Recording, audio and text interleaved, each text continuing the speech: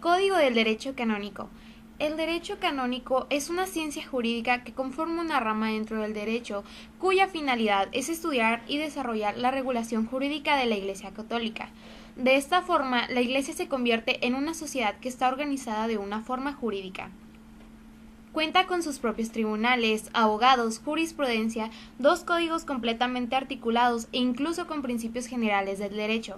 Los cánones de los concilios se complementan con decretos papales, eso quiere decir los derechos del obispo de Roma. Entre 1140 a 1142, Graciano redactó la Concordia Discordatium Canonum, más conocida como Decreto de Graciano, una obra que trata de conciliar la masa de cánones existentes desde siglos anteriores. El Código de Derecho Canónico, que rige actualmente, fue promulgado por el Papa Juan Pablo II el 25 de enero de 1982. Consta de 7 libros, que tratan de los siguientes asuntos: normas generales, el pueblo de Dios, la función de señor de la Iglesia, las funciones de santificar a la Iglesia, los bienes temporales, las sanciones en la Iglesia y los procesos.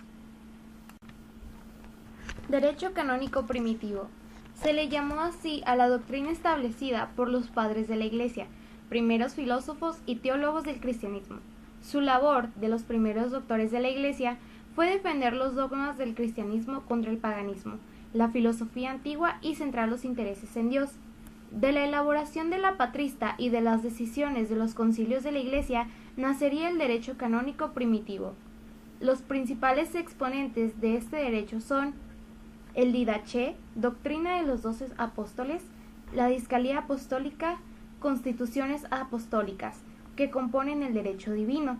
En cuanto al derecho eclesiástico humano, las fuentes son las deliberaciones de los concilios, los 85 cánones apostólicos, la tradición apostólica, que constituye el principal exponente del derecho canónico primitivo.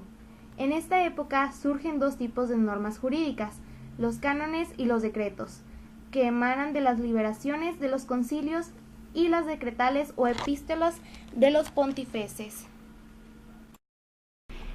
En la mitad del siglo VI, 1073 y 1085, se produjo una profunda reforma en el ámbito de la Iglesia Católica, la llamada Reforma Gregoriana, debida al Papa Gregorio VII, que tuvo múltiples facetas, tanto desde el punto de vista moral como desde la óptica disciplinaria. Ahora bien, sin lugar a dudas, sus objetivos principales fueron, por un lado, fortalecer el poder del pontífice según los otros poderes, esto es, el de los obispos, las iglesias locales, y por el otro, unificar el derecho canónico para convertirlo en un ordenamiento jurídico vigente para todo el mundo cristiano, superando así los particularismos de la Edad Alta Media.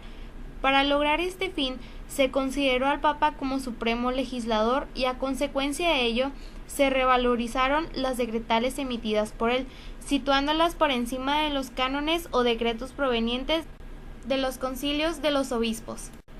El movimiento recopilador del derecho canónico comienza a mediados del siglo VII, cuando un monje de la orden camaldulense, profesor de teología en un convento de Bolonia, elabora entre 1140 y 1142 una recopilación que resultó un hito en el proceso de fijación del derecho canónico. El monje Historia del Derecho 128 se llamaba Graciano, y su obra, que ha pasado a la historia como el Derecho de Graciano, recibió el título de Concordia, Discordatium Canonum.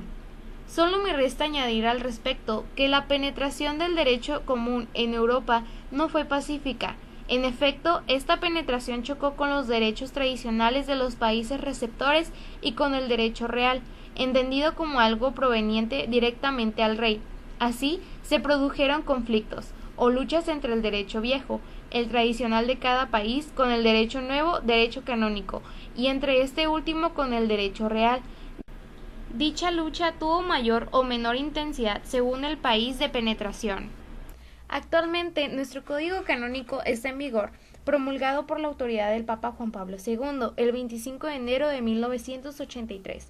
Cabe destacar que las indicaciones del Código están de manera específicas para facilitar la comprensión a los lectores. Así como existe el derecho en diversas ramas, podemos verlo en la Iglesia, dando y otorgando la libertad de creencia hacia las divinidades.